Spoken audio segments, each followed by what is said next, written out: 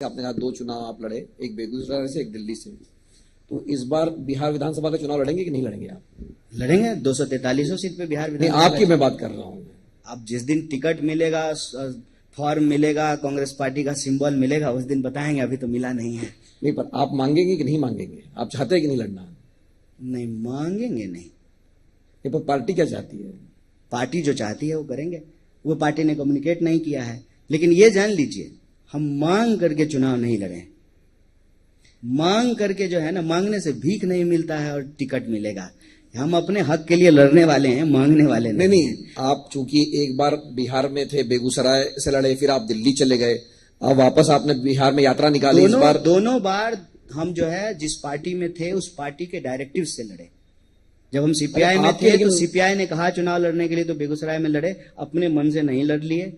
और जब कांग्रेस में है, कांग्रेस पार्टी ने दिल्ली से चुनाव लड़ने के लिए कहा, चुनाव लड़ लिए।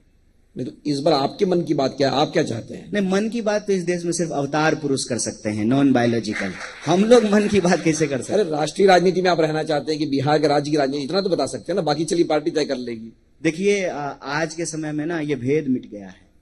सत्ता का जब केंद्रीकरण हो, शक्ति का केंद्रीकरण हो, लुटेरों का जब गठजोड़ हो, तो लड़ाई के लिए मैदान नहीं देखना चाहिए। जहां रहेंगे वहीं लड़ करके, घुटना अड़ा करके जो है ना, इनसे भिड़ेंगे। ये मायने नहीं रखता है कि दिल्ली रहेंगे कि बिहार। जवाब नहीं देंगे कि चुनाव लड़ेंगे कि नहीं लड़ेंगे? लड़ेंगे तो बता देंगे सर, ऐसा क्या है? ये कौन सा चुनाव लड़ेंगे तो अपने घर में चुपचाप रह करके, कोई गुप्त विवाह थोड़ी है। चुनाव लड़ेंगे तो जो है पूरे देश को पता चल जाएगा कि चुनाव लड़ रहे हैं। मैं ये जानना चाह रहा था, एसआईआर में चूंकि मैं काफी घूमा, मैं भी मंच पर था थोड़ी देर पहले, तो उसका जिक्र भी मैं कर रहा था।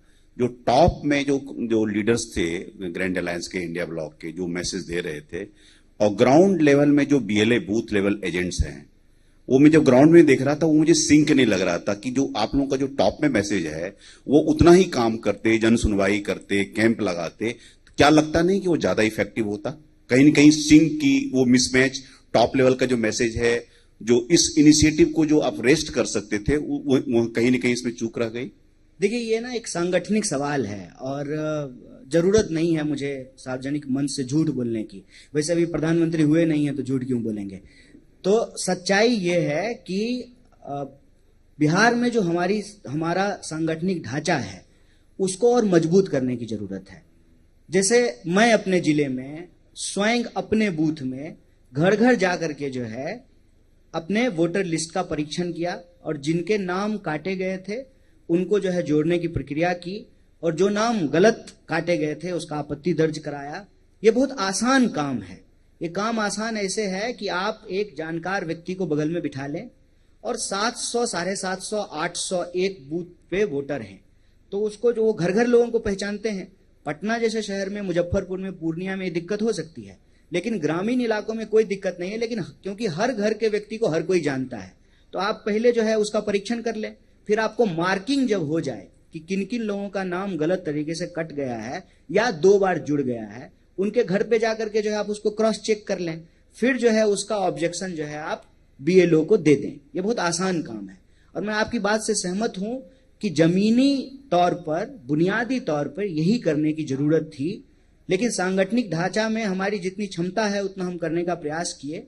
सांगठनिक ढांचा और मजबूत होता तो और मजबूती से इसको हम कर पाते, और इसको करना चाहिए। आज भी हम बिहार के हर सजग नागरिक से ये अपील करते हैं कि कम से कम 20 सितंबर तक का तो आपके पास समय ही है, और आप ये तय कर लीजिए कि हम अपने बूथ को शुद्ध और स्वच्छ कर लेंगे। और 700 नाम को चेक करना बैठ करके, ये हार्डली 3 घंटे का काम है। अगर हर बूथ का नागरिक ये जिम्मेवारी ले ले कि हम अपने बूथ को साफ और स्वच्छ करेंगे, तो जो पूरी की पूरी साजिश है वोट चोरी की, ये नाकाम हो जाएगी, ये डिफ्यूज हो जाएगी। तो मैं सहमत हूं कि ये काम और मजबूती से किया जाना चाहिए। और मैं आपको जानकारी दूं कि जब बूथ पे आप काम करने के लिए जाएंगे ग्राउंड पे, तो बहुत इंटरेस्टिंग चीजें पता चलती है। और सुप्रीम कोर्ट में जो मामला था, हमारे जिले के जो केस थे वो वहां पे कोर्ट हुआ, और उससे जो है एसआईआर के खिलाफ जो वकील लड़ रहे थे उनके आर्गुमेंट को बहुत मजबूती मिली। तो इसमें कोई दो राय नहीं है कि एसआईआर की प्रक्रिया में गड़बड़ी है। अगर प्रक्रिया में गड़बड़ी नहीं होती तो ऑनरेबल सुप्रीम कोर्ट को इंटरवीन नहीं करना पड़ता। और गड़बड़ी का मैं सिंपल आंकड़ा आपको दे देता हूं, इतना आसान है इसको समझना। 65 लाख लोगों का आप नाम काटे, कितने लोगों का नाम आप जोड़े, और सबको पता है कि मरने वालों से जन्म लेने वालों की संख्या ज्यादा होती है। 2003 में आप लास्ट किए थे, 2025 में आप कर रहे हैं, मतलब 2003 में कोई व्यक्ति पैदा हुआ तो आज उसकी उम्र जो है वो 22 साल हो गई होगी। तो 22 साल के जो मतदाता हैं उसमें कितने लोगों को आपने जोड़ा है, तो साफ साफ उसकी गड़बड़ी जो है वो दिख जाती है। लेकिन इस गड़बड़ी को ग्रास रूट लेवल पे जा करके उसको उद्घाटित करना, उसको प्रकाशित करना, ये एक सांगठनिक काम है। और काश अगर हमारा संगठन और मजबूत होता तो हम और मजबूती से कर पाते।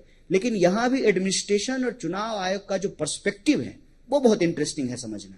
पहली बार देश के इतिहास में ऐसा हो रहा है कि चुनाव आयोग का अप्रोच और इंटेंशन इंक्लूसिव नहीं है, एक्सक्लूसिव है। वो एक्सक्लूजन पे ज्यादा ध्यान दे रहे हैं। आप अर्लियर याद कीजिए कि चुनाव आयोग प्रचार करती थी, वोट देने के लिए प्रेरित करती थी, वोट जुड़वाने के लिए प्रेरित करती थी। चुनाव आयोग यहां तक बोली कि फुटपाथ पर कोई बिजली के खंभे के नीचे सोता है वो भी वोट दे सकता है। किसी पहाड़ पर सुदूर गांव में 10 वोटर है तो 15 लोगों की पोलिंग पार्टी जाती थी उस 10 लोगों का वोट कराने के लिए। ये नया भारत का, ये न्यू इंडिया का न्यू इलेक्शन कमीशन है जिसका ध्यान जोड़ने पे नहीं, तोड़ने और काटने पर है। इसीलिए हम कहते हैं कि एसआईआर गलत है, क्योंकि ये एक्सक्लूजन पे